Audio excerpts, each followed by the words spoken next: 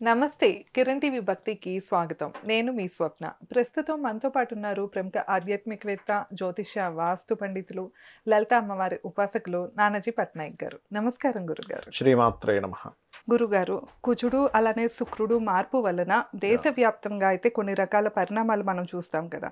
ఈ హ్మ్. ఎలాంటి పరిణామాలు మనం ఎదుర్కొంటాము అంటారు? అలానే ముఖ్యంగా 12 రాసుల వారికి ఎలా ఉండబోతుంది ఈ మార్పు వలన కూడా తెలియజేస్తారా? తప్పకుండా అండి. హ్మ్. ముందుగా ఈ యొక్క అంశాలు చెప్తుంది నేనైనప్పటికీ చెప్పిస్తుంది సాక్షాత్ లలిత అమ్మవారిగా భావిస్తూ, ఆ లలితాంబిక అమ్మవారి యొక్క అనుగ్రహం పరిపూర్ణంగా కలగాలని మనస్ఫూర్తి కోరుకుంటూ, మనం లాస్ట్ టైం ఒక 5 మంత్స్ బ్యాక్ కూడా కేతుతో శుక్రుడు కలిసి ఉంటే ఇబ్బంది అని చెప్పుకున్నాం. మనం లాస్ట్ మంత్ అలాగే చూసాం కూడా.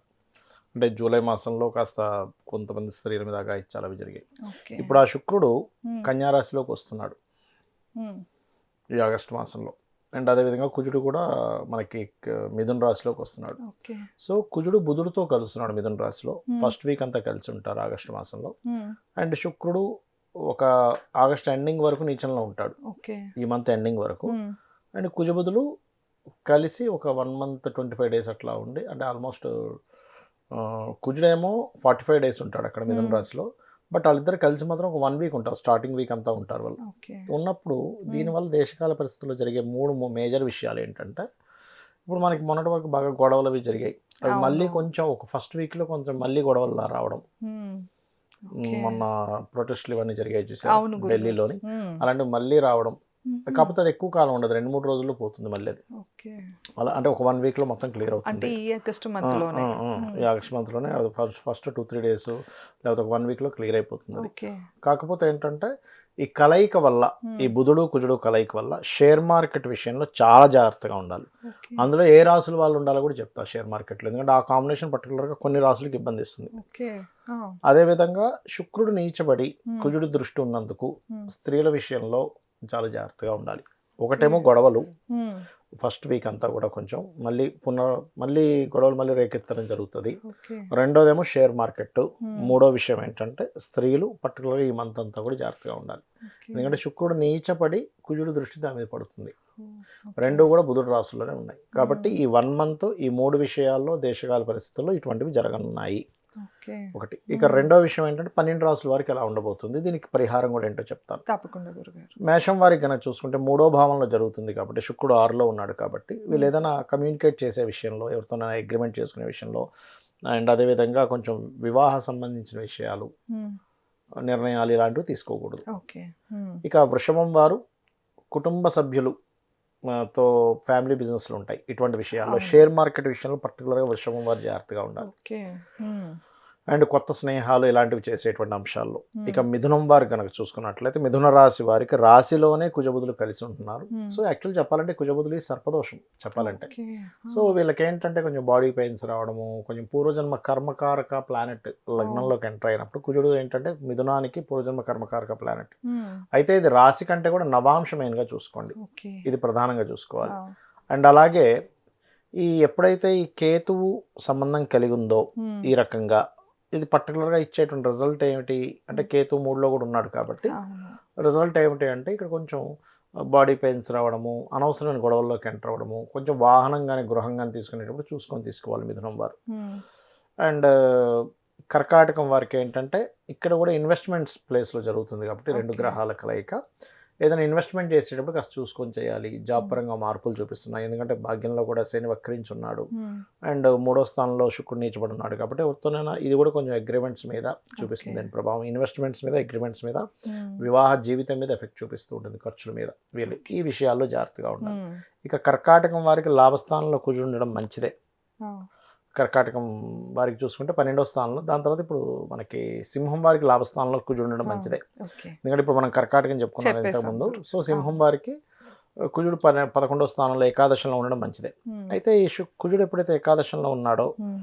ఇది కొద్దిగా ఈ ఎటువంటి విషయాల పట్ల మీరు జాగ్రత్తగా ఉండాలి ఏమిటి అని చెప్పి చూసుకుంటే, హ్మ్. ఇది కొంచెం ధనస్థానంలో ఉండే శుక్రుడి మీద దీని ఎఫెక్ట్ పడుతూ ఉంది. ఓకే. కాబట్టి ఏదైనా బిజినెస్ రిలేటెడ్ దాంట్లో సక్సెస్ ఇస్తాడు, కానీ అట్ ది సేమ్ టైం బిజినెస్లో కొంచెం శత్రువుల్ని వీటిని ఇస్తూ ఉంటాడు ఓకే. సింహం వారికి. హ్మ్. కాకపోతే వీళ్ళు ఎక్కడైతే జాబ్ చేస్తారో, జాబ్ చేసే వారికి వీరికి ఉండే ఫైనాన్షియల్ వీటి వల్ల కొంత ఇబ్బందులు రావడం. ఓకే. అలాగే హ్మ్. ఏకాదశంలో కుజుడు ఉన్నాడు ప్లస్ బుధుడితో కలిసి ఉన్నందుకు హ్మ్. ఎవరినైనా చూడండి, ఇప్పుడు ఎవరైనా బ్యాక్ డోర్లో మీకు మనీ, అంటే మీరు మనీ పే చేసి మీకు బ్యాక్ డోర్లో సాఫ్ట్వేర్ కంపెనీలు ఇప్పిస్తాం అది ఇది అవును. అంటారు. అటువంటి విషయాల్లో జాగ్రత్తగా ఉండాలి. ఓకే. ఇక కన్యవారు హ్మ్. పర్టికులర్గా కెరీర్ విషయంలోని, వివాహ నిర్ణయాల విషయాల్లోని, హ్మ్. పెద్ద మొత్తంలో ఏదైనా మనీ ఫాదర్ నుంచి తీసుకొని లేదా గురువులకి ఇచ్చి ఆ! తీసుకునే విషయాల్లోని కొంచెం జాగ్రత్తగా ఉండాలి. ఓకే. తులవారు తుల. కనుక చూసుకున్నట్లయితే హ్మ్. వ్యసనాల విషయంలో జాగ్రత్తగా ఉండాలి. హ్మ్. తండ్రి యొక్క ఆస్తి విషయంలో జాగ్రత్తగా ఉంటూ ఉండాలి తులవారు. ఇక ఓకే. వృశ్చికం వృశ్చిక. వారు పర్టికులర్గా అష్టమ స్థానంలో కుజబుధుడు కలుస్తూ లాభస్థానంలో నీచబడ్డ శుక్రుడు ఉన్నందుకు వీళ్ళు కూడా పర్టికులర్గా షేర్ మార్కెట్ విషయంలో ఖచ్చితంగా జాగ్రత్తగా ఉండాలి. ఓకే. ఇందులో షేర్ వృషభ, మార్కెట్లో జాగ్రత్త ఉండవలసింది ఎవరెవరంటే వృషభము, వృషభము, సింహం వృశ్చిక, కూడా, సింహం కూడా. సింహము ఓకే. అండ్ వృశ్చికము వృశ్చిక. ఆ! అండ్ కుంభం కూడా కాస్త జాగ్రత్తగా ఉండాలి షేర్ మార్కెట్ విషయాలు. ఓకే. ఇక ధనస్సు వారు వివాహ జీవిత భాగస్వామిని ఎంపిక చేసుకోవడము, లవ్ మ్యారేజెస్ అవుతూ ఉంటాయి, అంటే హ్మ్. ప్రేమించిన వారిని వివాహం చేసుకోవాలనేటువంటి అవును. ప్రయత్నాలు ఇటువంటి విషయాల్లోని. హ్మ్.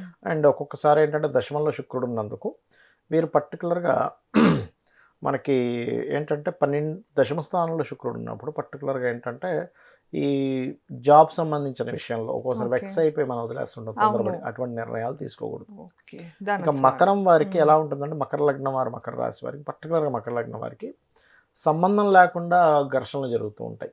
ఓహ్! సంబంధమే ఉండదు అసలు. సంబంధం హ్మ్. లేకుండా గొడవ ఫస్ట్ వీక్, పర్టికులర్గా ఆగస్ట్ ఫస్ట్ నుంచి ఫస్ట్ వీక్. ఓకే. అండ్ అదేవిధంగా అండ్ కుంభం వారికి కూడా షేర్ మార్కెట్ విషయంలో జాగ్రత్తగా ఉండాలి. ప్రెగ్నెన్సీతో ఉండేటువంటి స్త్రీలు కాస్త జాగ్రత్తగా ఉండాలి హ్మ్. పర్టికులర్గా. అండ్ తండ్రి గారి యొక్క ఆరోగ్య సంబంధించిన విషయంలో కానీ, హ్మ్. అలాగే తండ్రి ఆస్తి లేదా తాత ఆస్తి విషయంలో కానీ జాగ్రత్తగా ఉండాలి హ్మ్. కుంభం వారు. హ్మ్. ఇక మీన రాశి. నిర్ణయాలు తీసుకునేటప్పుడు అది ఓకే. కొంచెం నిర్ణయాలు, కొత్త స్నేహాల విషయంలో. అండ్ మీన రాశి వారు చూసుకుంటే ఏదైనా ఇప్పుడు మనకి ప్రాపర్టీ తీసుకునే విషయం కానీ, వివాహం విషయం కానీ, ఎందుకంటే ఓకే. సప్తమంలో శుక్రుడు నీచబడి ఉన్నాడు కదా, బట్ లగ్నంలో శని వక్రించాడు. వక్రించడం వల్ల ఏంటంటే మీన రాశి వారికి కొంచెం ఏళ్ళనాడు శని ప్రభావం తగ్గుతుంది. ఓకే. కాకపోతే సప్తమ స్థానంలో ఎప్పుడైతే శుక్రుడు ఉన్నాడో, సో శుక్రుడు ఇచ్చే రిజల్ట్ ఏమిటంటే వివాహ స్థానంలో కూర్చున్నాడు కాబట్టి వివాహ నిర్ణయాలు తీసుకునేటువంటి అంశంలో పర్టికులర్గా జాగ్రత్తగా ఉండాలి. వివాహము, పార్ట్నర్షిప్స్, మీనం అవును. వారు. ఓకే. అండ్ ఏదైనా ప్రాపర్టీ తీసుకునేప్పుడు అందులో ముఖ్యంగా రైతులు హ్మ్. వాళ్ళు చూడండి, ఇప్పుడు పంటలు పండించేటువంటి విషయంలో కొన్నిసార్లు వాళ్ళకి పురుగతి పడుతూ ఉంటుంది. అవును. అటువంటి విషయాలు మీనం వారు చాలా జాగ్రత్తగా ఉండాలి. హ్మ్. రియల్ ఎస్టేట్ రంగాల వారు ఏదైనా ఒక ప్రాపర్టీ తీసుకొని రైతుల దగ్గర నుంచి తీసుకొని అది వెంచర్స్ వేస్తూ ఉంటారు. అటువంటి అవును. విషయాలు జాగ్రత్తగా ఉండాలి. తప్పకుండా గురువుగారు మరి పరిహారం తెలియజేస్తా అన్నారు కదా! అన్ని రాసుల వారు చేసుకోదగ్గ తప్పకుండా అండి, పరిహారం తప్పకుండా పరిహారం ఏముంటుంది? హ్మ్. తెలియజేస్తాను. ముఖ్యంగా 3 గ్రహాల దగ్గర, అంటే కుజ, బుధ, శుక్ర గ్రహాల దగ్గర దీపారాధన చేయండి. ఓకే. హ్మ్. రెండోది ఏమిటి అంటే ఇక్కడ పర్టికులర్గా ఈ గ్రహాల దగ్గర దీపారాధన ఒక ఎత్తు అయితే, గోవుకి బెల్లము, క్యారెట్స్, ఓకే. గోంగూర లాంటివి తినిపించడం మంచిది. ఓకే. రావి చెట్టు చుట్టూ ప్రదక్షిణం చేసుకొని అక్కడ సర్ప ప్రతిష్ఠ వేసినవి ఉంటాయి, హ్మ్. వాటి మీద పసుపు, కుంకుమ, గంధం కలిపిన వాటర్ని వేసినట్లయితే అన్ని విధాలా బాగుంటుంది. ఇంకోటి ఏంటంటే ఓకే. హ్మ్. దీన్ని సర్పదోషం కింద చెప్తారు. హ్మ్. ఇది 8 రకాల సర్పదోషాలు ఉంటాయి హ్మ్. మనకి. కుజబుధ, శని, కేతు, శని, రాహు, రవి, రాహు. అయితే రవి రాహు ఈజ్ హ్మ్. సర్పదోష అండ్ ప్లస్ పితృదోష రెండు కలిపి వస్తుంది అది. ఆహా! ఓకే.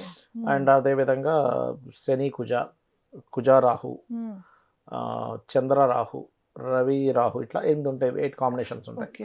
ఈ 8 కాంబినేషన్స్లో ఏ సర్పదోషం ఎక్కడ ఏర్పడింది అనేది చూసుకోవాలి. ఇంకోటి ఈ ఓకే. కాంబినేషన్ ఉందగానే వెంటనే సర్పదోషం అని డిసైడ్ అవ్వకూడదు. అది కాక సర్పదోషం శుభగ్రహాల అంటే మధ్యన ఉంటాయి. మ్యారేజ్‌కి మెయిన్ చూస్తూ ఉంటారు కదా! మ్యారేజ్ జనరల్‌గా కానీ కాదు. మ్యారేజ్ అవ్వదు అన్నట్లు సప్తమ కానీ. స్థానంలో ఉంటే మ్యారేజ్ చూడాలండి. ఓకే. మిగతా భావాల్లో ఉంటే అలా చూడకూడదు. మిగతా వాటిలో ఉంటే ఎలాంటి ప్రాబ్లమ్స్ వస్తాయి రాశిలో గురు? ఉందనుకోండి, వీళ్ళ ఆ! నేచర్ మీద ఎఫెక్ట్ పడుతుంది. ఓకే. అంటే వీళ్ళ నేచర్ విపరీతమైన నేచర్ హ్మ్. ఉండడం. ఓహ్! అలా కాకుండా ధనస్థానంలో ఉంటే కుటుంబంతో ఎప్పుడు సరిగ్గా సఖ్యత ఉండదు. మూడో స్థానంలో ఉంటే అన్నదమ్ములతో సఖ్యత ఉండదు. నాలుగో ఓకే. భావంలో ఉంటే చదువు మీద ఎఫెక్ట్ పడుతుంది, ప్రాపర్టీస్ మీద ఓకే. ఎఫెక్ట్ పడుతుంది.